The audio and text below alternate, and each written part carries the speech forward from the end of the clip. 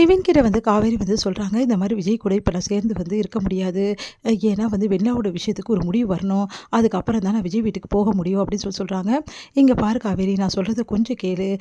கொஞ்சம் வந்து மனசை மாற்றிக்கோ, வேறு வழி கிடையாது. உன்னோட குழந்தைய பற்றி யோசிச்சு பார்த்தியா? இந்த மாதிரி சூழ்நிலையில் நீ விஜய் கூட இருக்கிறது தான் நல்லது. அவர் கூட இருந்தால் தான் உனக்கு நிறைய சந்தோஷம் கிடைக்கும். குழந்தையும் நல்லா சந்தோஷமாக பிறக்கும். புரிஞ்சுக்கோ காவேரின்னு. இல்லை, என் குழந்தை எப்படி பார்த்துக்கணும்னு எனக்கு நல்லாவே தெரியும். ஆனால் வெண்ணிலாவோட விஷயத்தை வந்து ஒரு முடிவு பண்ணாமல் நான் போக முடியாது. வெண்ணிலா கிட்டே விஜய் வந்து சொல்லியே ஆகணும். எனக்கும் வந்து விஜய்க்கும் கல்யாணம் ஆகிடுச்சுன்ற விஷயத்த அவர் சொல்லணும். சொன்னால் மட்டும்தான் நான் வந்து இந்த பிரச்சனையிலேருந்து வர முடியும். அப்போ தான் நான் விஜய் கூட சேர்ந்து வாழ முடியும். அது வரைக்கும் எனக்கு இந்த குழந்தை ஆறுதல் எனக்கு இது போதும் அப்படி சொல்கிறாங்க. இந்த உலகத்திலே நான் ரொம்ப ரொம்ப சந்தோஷமாக இருக்கேன் நிவின் அப்படி சொல்கிறாங்க.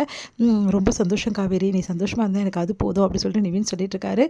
சரி காவேரி, வீட்டில் உள்ளவங்கிட்ட அது சொல்லுன்னு சொன்னால் ஏங்க காவேரி கேட்க மாட்டேங்கிற அப்படின்னு சொல்லிட்டு சொன்னோன்னே, இல்லை முதல்ல விஜய் கிட்ட சொல்லணும். விஜய் வந்து வெண்ணிலா விஷயத்துக்கு ஒரு முடிவு கட்டிட்டா எனக்கு அது போதும். நான் குழந்தைய வச்சு சிம்பத்தி கிரியேட் பண்ண தயாராக இல்லைன்னு சொன்னேன் இல்லையா அப்படி சொன்னோன்னே, சரி ஓகே, ஓ இஷ்டம், எப்போ சொல்லணுமோ சொல்லு. ஆனால் ஒரு விஷயம், இந்த விஷயம் வந்து உங்கள் வீட்டில் கேட்டால் கண்டிப்பாக ரொம்ப சந்தோஷப்படுவாங்க. யமுனா கூட அவ்வளோ சந்தோஷப்படுவா. ஒரு விஷயம் நிவின் அப்படின்னோடனே, என்ன விஷயம்? இப்போ யமுனா கிட்ட சொல்ல வேணாம் ப்ளீஸ் நிவின் அப்படின்றாங்க. சரி ஓகே, உனக்காக நான் யாருக்கிட்டே சொல்லலை போதுமா? யாருக்கிட்டே சொல்லாதீங்க ப்ளீஸ் நிவின் அப்படின்னோடனே, சரி நான் சொல்ல மாட்டேன் அப்படின்றாரு. அடுத்து நிவினும் வந்து நம்ம காவேரி வந்து வந்து வண்டியில் வந்து இறங்குறத பார்த்துட்டு அவங்க அக்கா ஓடி வந்து, என்னடி நிவின் கூட வர அப்படின்றாங்க. அது வந்து போகிற வழியில் ஒரே பிரச்சனை ஆகிடுச்சு, உடம்பு சரியில்லாமல் ஆகிடுச்சு காவேரிக்கு. அதனால தான் வந்து நான் ஹாஸ்பிட்டலுக்கு கூட்டிகிட்டு போயிடுங்க. என்ன ஹாஸ்பிட்டலுக்கு என்னடி ஆச்சு உனக்கு அப்படி சொல்லிட்டு பதறி போகிறாங்க வீட்டில் உள்ளவங்க எல்லாருமே. அப்போ வந்து இல்லை இப்போ பரவாயில்ல. ஆமாம், அவள் வாந்தி எடுத்துகிட்டு இருந்தா காலிலேருந்து, அவளுக்கு என்ன பிரச்சனையா அப்படின்னு சொல்லிட்டு கேட்குறாங்க. ஒன்றும் இல்லை அப்படின்னு சொல்லிட்டு நிவின் வந்து சொல்ல வராரு. நிவின் சொல்லிட்டு கண்ணை காட்டுறாங்க நம்ம காவேரி. உன்னே சொல்லாமல் அமைதியாக இருக்காரு. உன்னே வந்து என்ன ஆச்சு அப்படின்னோடனே, ஒன்றும் இல்லை, சும்மா வந்து அவங்களுக்கு உடம்பு சரியில்லைல்ல, வயிறு எதுவும் சரியில்லை போட்டிருக்கு அப்படி சொல்கிறாங்க. ஓ அப்படிங்களா, ரொம்ப நன்றி தம்பி அப்படின்னு சொல்லிட்டு பாட்டி எல்லாருமே நன்றி சொல்கிறாங்க. நம்ம நிவினுக்கு பரவாயில்லைங்க, காவேரி நீ உள்ளே போ அப்படி சொல்லிட்டு, சரிங்க நான் வரேன். இல்லைங்க ஏதாவது சாப்பிட்டுட்டு போங்க. இல்லை அப்படி சொல்லிட்டு கிளம்புறாரு, டைம் ஆயிடுச்சுன்னு. இங்கே வந்து காவேரி கிட்ட வந்து சொல்கிறாங்க, நம்ம சாரதா, இங்கே பாருடி, நீ போயிட்டு வந்தது சரிதான். அவர் ஹாஸ்பிட்டலுக்கு கூட்டிகிட்டு போயிருக்காரு, உன்னை தனியாக போகாதுன்னா அதுவும் கேட்க மாட்டேங்கிற, உடம்பு சரியில்லாத டைமில் ஹாஸ்பிட்டலுக்கு போனாலும் அதுவும் வேணான்னு சொல்லிட்டேன். இப்போ அந்த பையன் கூட சேர்ந்து வந்திருக்க, ஏற்கனவே யமுனா ஒரு மாதிரி உனக்கு தெரியும்ல, இப்போ அந்த பையன் கூட சேர்ந்து வந்தால் என்ன நினைப்பாவ அப்படின்னோடனே, என்னம்மா நீ அப்போ என்ன சந்தேகப்படுறியா அப்படின்னு காவேரி கேட்குறாங்க. என்னடி நீ இப்படிலாம் பேசுகிற? அதுக்காக நான் சொல்லலடி, நான் ஏன் சொல்கிறேன்னு உனக்கு புரியலையாம்மா? அவளே உடம்பு சரியாமல் வந்திருக்கா, அவள் என்னம்மா பண்ணுவா? திடீர்னு இந்த மாதிரி ஆயிருக்கு, ஒரு ஆபத்தில் உதவுறது கூட தப்பாம்மா, ஏம்மா இப்படிலாம் பேசுகிற அப்படின்னு சொல்லிட்டு வந்து சொல்கிறாங்க நம்ம கங்கா. உனக்கு தெரியாதுடி, அவள் சாதாரணமாகவே இருக்கிறது கிடையாது.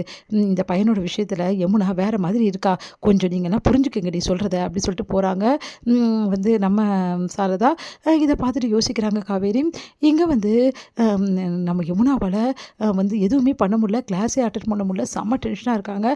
காவேரியும் வந்து நிவினும் போனது வண்டியில் அதையே யோசனை பண்ணிகிட்டு இருக்காங்க, செம்ம டென்ஷனாக இருக்காங்க. உடனே நிவினுக்கு கால் பண்ணுறாங்க. நிவின் வந்து சொல்லி யமுனா அப்படின்றாங்க. எங்கே இருக்கீங்க? வேற எங்கே?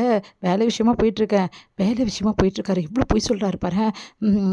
அப்படியா அப்படின்னு. ஆமாம், இப்போ எதுக்கு நீ ஃபோன் பண்ண? ஃபோனை வை, எனக்கு வேலை இருக்குது சொல்லி ஃபோனை வச்சுட்டு. ஆமாம், ஏன் ஃபோன், நான் ஃபோன் பண்ணால் மட்டும் பேசாதீங்க, ஆனால் காவேரி கிட்ட கூட மணிக்கணக்காக வந்து பேசுங்க அப்படி சொல்லிட்டு டென்ஷன் ஆகுறாங்க. இங்கே வந்து என்ன பண்ணுறாரு விஜய் வந்து செம டென்ஷனாக வந்து ஹாஸ்பிட்டலுக்கு கூட்டிகிட்டு போகிறார். எல்லாம் வந்து என்னை விடுங்க, நான் ட்ரீட்மெண்ட் எடுத்துக்க மாட்டேன்றாங்க. வம்பு பண்ணி ட்ரீட்மெண்ட் எடுக்க வைக்கிறாரு. அடுத்து வந்து காவேரிக்கு ஃபோன் பண்ணலான்னு ட்ரை பண்ணும்போது, சார் அவங்க ஒத்துழைக்க மாட்டேங்கிறாங்க சார் ட்ரீட்மெண்ட்டுக்கு, ப்ளீஸ் சார் நீங்கள் கூட இருங்க, நாங்கள் இருக்கிறவங்க சொல்கிறாங்க. வேறு வழி இல்லாமல் வந்து விஜயும் வந்து கூட இருக்காரு. அடுத்து வந்து தாத்தா வந்து விஜய்க்கே கால் பண்ணுறாரு. சொல்லுங்கள் தாத்தா அப்படின்னோடனே, இப்போ எப்படி இருக்கா வெண்ணிலானோடனே, ஓகே தாத்தா அப்படின்றாங்க. சரிப்பா, காவேரிக்கு பார்க்கணும்னு சொன்னியே, என்ன ஆச்சு? காவேரிக்கு எதாவது கால் பண்ண? இல்லை தாத்தா, நான் கால் பண்ணலான்னு நினச்சேன், ஆனால் கால் பண்ண முடியல. காவேரி என்னை புரிஞ்சுப்பா தாத்தா, எனக்கு நம்பிக்கை கண்டிப்பாக உன்னை காவேரி புரிஞ்சுப்பாப்பா. இருந்தாலும் நீ ஒரு கால் பண்ணி சொல்லணும் இல்லையா, அவளும் பாவம் தானே அப்படின்னோடனே, ஆமாம் தாத்தா எனக்கு புரியுது, நானும் கால் பண்ணேன் தாத்தா, ஆனால் ஃபோன் வந்து எடுக்க மாட்டேங்குது, இப்போ என்ன பண்ணுறதுன்னு தெரியல தாத்தா. சரிங்க தாத்தா, எனக்கு நம்பிக்கை இருக்குது, காவேரி எல்லா விஷயத்தையும் சொன்னால் புரிஞ்சுப்பா தாத்தா அப்படி சொல்லிட்டு இருக்காரு.